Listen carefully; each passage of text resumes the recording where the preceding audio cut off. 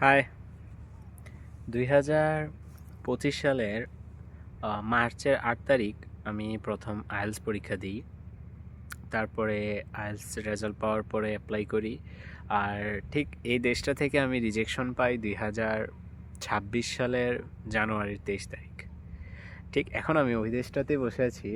এখন হলো 2026 সালের জুন মাস। তো 26 সালের জানুয়ারিতে রিজেকশনের পরে 26 মার্চের 23 তারিখ আমার আবার অ্যাকসেপ্টেন্স লেটার আসে, অর্থাৎ ভিসা অ্যাপ্রুভাল লেটার আসে এই দেশ থেকে।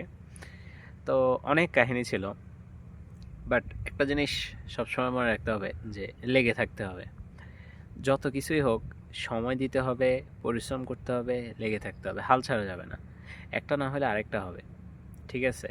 সবসময় আল্লাহর উপর ভরসা রেখে লেগে থাকতে হবে, যে জিনিসটা আমার মধ্যে কাজ করতেছিল। আর আলহামদুলিল্লাহ, রিজেকশন আসার পরেও একটা আপিল করার মাধ্যমে আমি এখন ওই দেশের ভিসাটা পাইছি, আর এখন বর্তমানে আমি ওই দেশেই বসে আছি।